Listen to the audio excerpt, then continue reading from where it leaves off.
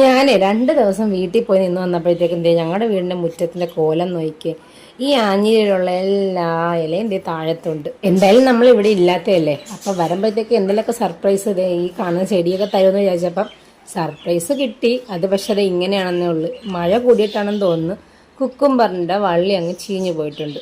അപ്പൊ അതിന്റെ കാര്യത്തിൽ ഒരു തീരുമാനമായി. സാധാരണ അങ്ങനെയാണ്, ഞാൻ വീട്ടിൽ പോയിട്ടില്ലെങ്കിൽ ഞാൻ ഉള്ളൊക്കെ 2 ദിവസം പോയി നിന്നിട്ട് വരുമ്പോഴത്തേക്കും നമ്മുടെ ഈ ചെടികളൊക്കെ എന്തെങ്കിലുമൊക്കെ സർപ്രൈസ് തരാറുണ്ട്. പിന്നെ ഉള്ള സർപ്രൈസ് എന്ന് വെച്ചാൽ മധുരക്കിഴങ്ങ് നന്നായിട്ട് വളർന്നിട്ടുണ്ട് കേട്ടോ. ഞാൻ പോകുമ്പോഴത്തേക്ക് ഒരു ഷൂട്ട് പോലും ഇല്ലായിരുന്നു. ഇപ്പൊ ഷൂട്ട് റൂട്ടൊക്കെ വന്ന്. പിന്നെന്താ, അതെ, പയറൊക്കെ 2 ഇല 3 ഇലയായി തുടങ്ങി. പിന്നെന്താ, കഴിഞ്ഞ ദിവസം വാങ്ങിയ ചെടിയാണ് ഇത്. എപ്പോഴും ഒരു വെള്ളപ്പൂ ഇങ്ങനെ കിളിക്കുന്നൊരു പൂത്ത് നിൽക്കുന്നൊരു ചെടിയാണ്. ഇതിന് പൂത്തിട്ടുണ്ട്. പിന്നെ എനിക്ക് വീട്ടിൽ നിന്ന് വന്നപ്പോഴത്തേക്കും ബീന ചേച്ചി ഒരു സംഭവം തന്നിട്ടുണ്ട്. ഈ ആഫ്രിക്കൻ മല്ലിച്ചെടിയാണ്. സാധാ മല്ലി എപ്പോൾ വാങ്ങിച്ചാലും അതങ്ങ് പോകും, എങ്ങനെയൊക്കെ സൂക്ഷിച്ചാലും ചീത്തയായി പോകും. ഇതാകുമ്പോഴത്തേക്ക് അത്യാവശ്യം ഒരെല്ലാം പറിച്ചിട്ടാൽ നല്ല ഫ്ലേവർ കിട്ടുമല്ലോ. പിന്നെ ഇപ്പം ചോറെല്ലാം വെച്ച് ഫുഡെല്ലാം കഴിച്ച് ഹരിക്കുട്ടനെ ഉറക്കിയതിന് ശേഷം ബാക്കിയുള്ള പരിപാടികളോട്ടൊക്കെ കടക്കാമെന്ന് ഇങ്ങനെ കരുതി. അങ്ങനെ അതിൻ്റെ അരിയെല്ലാം അടുപ്പത്തിട്ട്. പിന്നെ ഇന്ന് എനിക്ക് ചൂര ഫിഷാണ് കിട്ടിയത്. അങ്ങനെ അതും മുളകിൽ വെച്ച് ചോറും കൂട്ടി കഴിക്കാമെന്ന് കരുതി. നല്ല കോമ്പിനേഷൻ അല്ലേ. എനിക്കിഷ്ടമാട്ടോ ഈ ഫിഷ്. എന്താ പറയുക, നമ്മളിത് ഒന്നാമത് കട്ട് ചെയ്യാൻ എളുപ്പം. പിന്നെ കട്ട് ചെയ്ത് നമ്മളിനി എന്ത് ഷേപ്പിലായാലും അത് കറി വെച്ച് തരുമ്പോൾ നല്ലൊരു ഷേപ്പിൽ കിട്ടും, ഉടഞ്ഞു പോകത്തില്ല.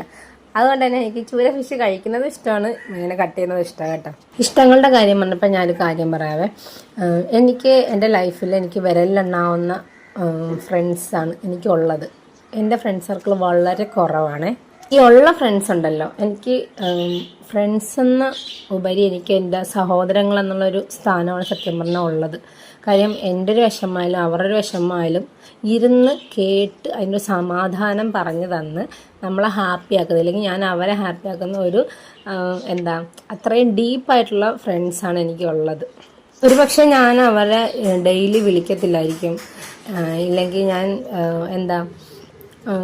അങ്ങനെ ത്രൂ ഔട്ട് ഒരു കോണ്ടാക്റ്റ് ഇല്ലായിരിക്കും. പക്ഷെ ഏതെങ്കിലുമൊക്കെ ഒരു സമയത്ത് വിളിക്കുമ്പം അപ്പം കിട്ടുന്നൊരു ഹാപ്പിനെസ് ഉണ്ടല്ലോ. ഇപ്പം ഞാൻ പറയുക, നമ്മൾ വിളിച്ചിട്ട് ഈ സുഖമാണോ, എന്ത് ചെയ്യുന്നു എന്നൊക്കെ, അങ്ങനെ ഒരു പോളിഷ് ചെയ്തുള്ള വർത്തമാനമല്ല. നമ്മൾ ജെന്യുവിനായിട്ട് നമ്മൾ സംസാരിക്കുക. അവർ നമ്മളോട് അത്രയും ജെന്യുവിനായിട്ട് തന്നെ നമ്മളോട് തിരിച്ച് മറുപടി പറയുമ്പോഴത്തേക്കും ആ ഒരു അരമണിക്കൂറോ 1 മണിക്കൂറോ 2 മണിക്കൂറോ സംസാരിച്ചിട്ട് ആ ഫോൺ കട്ട് ചെയ്യുമ്പോഴത്തേക്കും നമ്മുടെ മനസ്സിലൊരു വല്ലാത്തൊരു ആത്മനിർവൃതിയുണ്ട്. എന്താ പറയുക, നമ്മളെ മനസ്സിലാക്കുക, നമ്മുടെ വൈബിന് ചേർന്ന ഒരാൾ നമ്മുടെ കൂടെ ഉണ്ടല്ലോ. അപ്പം ഞാൻ പറഞ്ഞു തന്നെയെന്ന് വെച്ചാൽ, നമ്മൾ ഫ്രണ്ട്ഷിപ്പ് തിരഞ്ഞെടുക്കുമ്പോഴത്തേക്കും നമുക്ക് ഇഷ്ടംപോലെ കൂട്ടുകാരുണ്ടായിട്ട് കാര്യമില്ല. ഉള്ള കൂട്ടുകാർ നമുക്ക് സ്ഥാനം തരുന്നുണ്ടോ, നമ്മളവിടെ ജെന്യുവിനായിട്ടാണോ നിൽക്കുന്നത് എന്ന് നമ്മൾ എപ്പോഴും ശ്രദ്ധിക്കണം.